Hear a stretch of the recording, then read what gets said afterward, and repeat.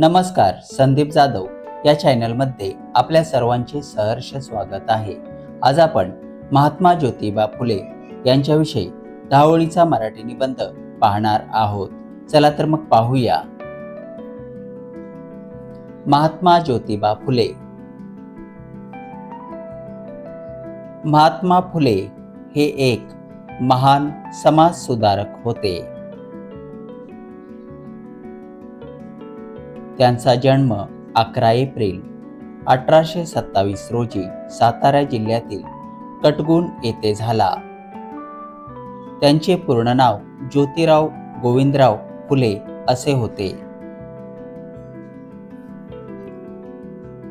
त्यांच्या वडिलांचे नाव गोविंदराव व आईचे नाव चिमणाबाई असे होते। त्यांचा विवाह सावित्रीबाई यांच्याशी झाला। महात्मा फुले यांनी पुण्याच्या भिडेवाड्यात मुलींची पहिली शाळा काढली।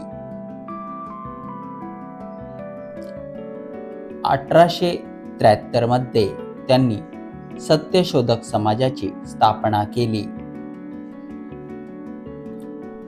त्यांनी समाजातील जातीभेद आणि अस्पृश्यता नष्ट करण्यासाठी आपले आयुष्य समर्पित केले। दुर्दैवाने 28 नोव्हेंबर 1890 मध्ये त्यांचे निधन झाले। त्यांचे कार्य आजही समाजासाठी प्रेरणादायी आहे।